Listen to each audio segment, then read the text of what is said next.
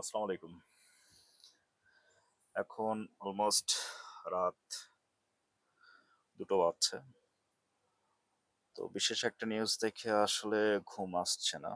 নিউজটা হচ্ছে আমাদের এইচএসসি 25 এর রেজাল্টের কলাপস। এত বড় বিপর্যয় বিগত ১৭-১৮ বছর সময়ের মধ্যে হয়নি। আমরা যদি এইচএসসি 25 এর যদি রেজাল্টটা পর্যালোচনা করি, তাহলে দেখতে পাচ্ছি আমরা পাসের হার হচ্ছে 58.83%, যেখানে জিপিএ 5 এর হার রয়েছে 5.52%। মোট পরীক্ষার্থী ছিল ১২,৫১,১১১ জন এবং মোট জিপিএ 5 পেয়েছে ৬৯,০৯৭ জন।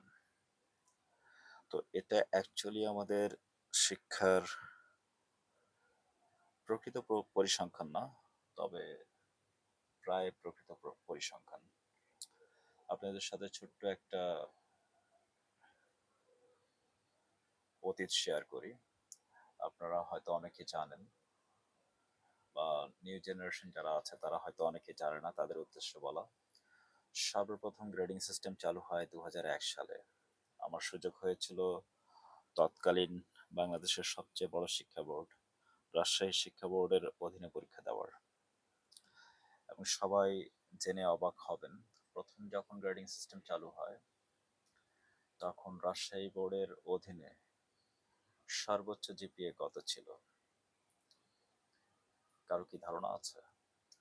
সর্বোচ্চ জিপিএ ছিল 4.87, যেটা আমাদের বর্তমানের সৈয়দপুর বিজ্ঞান কলেজ, তৎকালীন Saidpur technical school and college বা সরকারি কারিগরি মহাবিদ্যালয় থেকে মুরাদ ভাইয়া পেয়েছিলেন। তার জিপিএ, তৎকালীন জিপিএ ছিল 4.87, এবং এটাই ছিল রাজশাহী বোর্ডের মধ্যে সর্বোচ্চ জিপিএ। এবং আপনাদের অবগতির জন্য জানায় রাখি যে আমাদের মুরাদ ভাইয়া মেডিকেলে পড়ার সুযোগ পেয়েছিলেন। একই সাথে উনি ঢাকা ইউনিভার্সিটিতে ফার্মেসিতে পড়ার সুযোগ পান। তো দেখা যাচ্ছে সে সময় আমাদের যেভাবে পড়াশোনার মূল্যায়ন করা হতো, আজকে আসলে সেভাবে করে মূল্যায়ন করা হচ্ছে না। এখানে জোর করে পাশ করানো হচ্ছে অনেকটা, বিগত সরকারের আমলে যেগুলো হয়েছে। আমি যেহেতু শিক্ষকতা পেশায় আছি, তো কাজে এই খাতা কাটার বিষয়ে আমার কিছুটা হলেও ধারণা আছে। আমাদের ইনস্ট্রাকশন দেওয়া হতো যে ছাত্র যদি পাস না করানো হয় তাহলে তার জন্য জবাবদিহিতা আমাদেরকে করতে হবে। খুবই ডিসগাস্টিং একটা সিস্টেমের মধ্যে ছিলাম আমরা। এবং বর্তমান যে লেখাপড়া, আসলে আমরা টিচার যারা রয়েছে, আমরা আসলে বিজনেস মাইন্ডেড হয়ে গিয়েছে। যেভাবে স্টুডেন্ট পড়ানো দরকার, আমরা স্কুলে, কলেজে বা বিভিন্ন শিক্ষা প্রতিষ্ঠানে সেভাবে প্রপারভাবে আমরা পড়াই না। এটা কেউ বলুক বা না বলুক, আমি এটা স্বীকার করছি।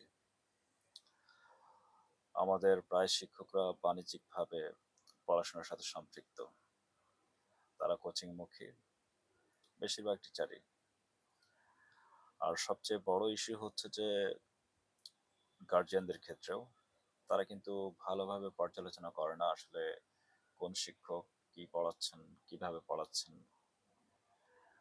আমি যেটা রিয়েল লাইফে যে ঘটনাগুলো ঘটছে এই পড়াতে গিয়ে, সেগুলো একটি ছোট্ট আকারে শেয়ার করি। দেখা যাচ্ছে যে এখানে অনলাইনে 50 টাকা করে ওয়ার্কশিট পাওয়া যাচ্ছে। বিভিন্ন টিচার কি করে, এই ওয়ার্কশিটগুলো নিয়ে সেখানে নিজের নাম কপি করে পেস্ট করে দেয়, এবং সেগুলো হচ্ছে যে বিভিন্ন স্টুডেন্টের কাছে তার নিজস্ব শিট বলে চালায় দেয়। আর শুধু তাদের কাজ হচ্ছে কি এই শিটগুলা দেওয়া, এবং স্টুডেন্টদের পারুক না পারুক শুধু শিটগুলো জমা নেওয়া। এভাবে করে তো আসলে হয় না। আর স্টুডেন্টরাও হচ্ছে যে জিম্মি আছে টিচারদের কাছে, যে তাদের কাছে না পড়লে তারা ফেল করাই দিবে বা রেজাল্ট খারাপ করাই দিবে। এভাবে করে একজন টিচার মাত্র অল্প কিছু টাকার জন্য স্টুডেন্টদের ক্যারিয়ার নষ্ট করে ফেলছে। আর স্টুডেন্টরা অনেক সময় এই প্রবলেমগুলো শেয়ার করতে পারে না, আর গার্জিয়ানরাও খুব বেশি সচেতন না এই বিষয়ে। যে কারণে খুবই অজান্তে আপনার স্নেহের সন্তানের ক্যারিয়ার শেষ হয়ে যাচ্ছে। তো অভিভাবকদের প্রতি আহ্বান থাকবে, আপনি যার কাছে পড়ান অসুবিধা নেই, কিন্তু অবশ্যই পর্যালোচনা করবেন যে সে শিক্ষক কিভাবে পড়াচ্ছে, কোন প্রসেসে পড়াচ্ছে, আদৌ আপনার সন্তান তার কাছ থেকে শিখতে পারছে কিনা, আপনি লাভবান হচ্ছেন কিনা, তার বেসিকটা কিরকম হচ্ছে। তো খুবই একটা বাজে অবস্থা শিক্ষাক্ষেত্রে। শহর অঞ্চলে তো এটা পুরোপুরি একটা ক্যান্সারে আক্রান্ত, শিক্ষার ক্যান্সার যেটাকে বলি। আর গ্রাম অঞ্চলে এটা আরো প্রকট।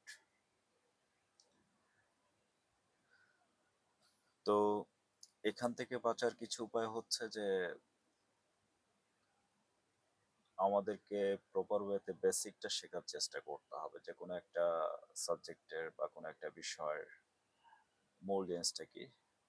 ফার্স্ট কাজ হচ্ছে আমাদের স্টুডেন্ট যারা আছো তাদের উদ্দেশ্যে বলি যে তোমরা বোর্ড বইটা ভালোভাবে রিডিং করবা, ক্লাসে প্রপার ওয়েতে প্রেজেন্ট থাকবা, ক্লাসে স্যারদের প্রশ্ন করবা, স্যারদের কাছ থেকে যতটুকু কমিউনিকেট করে এগুলো জেনে নেওয়া যায় এগুলো শেখার চেষ্টা করবা।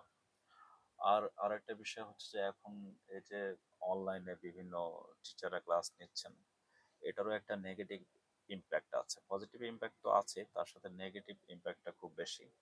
যেমন হচ্ছে যে পরীক্ষার আগে তারা ওয়েট করে থাকে যে বিভিন্ন ইউটিউব চ্যানেলে একটা ওয়ান শট ক্লাস হবে, 1 ঘন্টা 2 ঘন্টা রিভিশন ক্লাস করে আমরা পরীক্ষার জন্য প্রিপারেশন নিয়ে যেতে যাচ্ছি। কিন্তু বিষয়টা সেরকম না। যেখানে 2 বছর সময় দেওয়া হচ্ছে সেটা পরীক্ষার আগের রাত্রে একজন বা দুজন টিচারের 1-2 ঘন্টার ক্লাস থেকে তো আসলে এটা ভালো করা পসিবল না। তো সকলের উদ্দেশ্যে একটাই পরামর্শ থাকবে যে বোর্ড বই ভালোভাবে পড়ো, বুঝে পড়ো, বেসিকটা জানার চেষ্টা করো। আর যে টিচাররা এই অনলাইন থেকে 50 টাকা দামের শিট ফটোকপি করে দিচ্ছে, ওটাকে আগে বুঝতে হবে যে ওটা হচ্ছে শিট নাকি শিট। ঠিক আছে? তো এগুলো জিনিস থেকে নিজেকে যতটুকু পারো দূরে রাখো, ভালোভাবে পড়াশোনা করার চেষ্টা করো, বেসিকটা বোঝার চেষ্টা করো। তাহলে কিন্তু এই রেজাল্ট বিপর্যয়টা ঠেকানো সম্ভব। এছাড়া যদি আগের মতোই করতে থাকো তাহলে দেখা যাচ্ছে যে সামনের বছর you are the next target. তোমার ক্ষেত্রে এই রেজাল্ট বিপর্যয় কেউ ঠেকাতে পারবে না। পৃথিবীর সবচেয়ে ভালো টিচারকে দিয়ে পড়ালে তোমার ইমপ্রুভমেন্ট হবে না। তোমাকে নিজেকে পড়তে হবে, নিজেকে পরীক্ষার জন্য প্রিপেয়ার করতে হবে। খুব বেশি প্র্যাকটিস করবা। একটা অঙ্ক যদি তুমি মনে করো যে তুমি পারো, যখনই তোমার মনে হবে যে অঙ্কটা পারো, তাহলে মনে করবা যে নিশ্চিত তুমি সামনে ভুল করবা। অঙ্ক পারো বলে বসে থাকতে হবে না, সেই অঙ্কটা 100 বার প্র্যাকটিস করতে হবে। প্র্যাকটিসের কোনো বিকল্প নাই। You have to be disciplined. আর তোমার সারাউন্ডিংটা ভালোভাবে রাখবা। সারাউন্ডিং বলতে হচ্ছে তোমার বন্ধু বান্ধব, তোমার টিচার, তোমার পরিবেশ কিরকম আছে এটার উপরে কিন্তু তোমার রেজাল্টটা ডিপেন্ডেবল। তো তোমার ডিসিপ্লিন অ্যান্ড সারাউন্ডিং এর উপর খুব বেশি জোর দিবা। আর বোর্ড বইটা ফলো করবা। আর এই টিচারদের শিটের পিছনে দৌড়ানোর দরকার নেই, নাহলে ওই শিট একসময় তোমার কাছে শিট মনে হবে। আজ এ পর্যন্তই। আল্লাহ হাফেজ।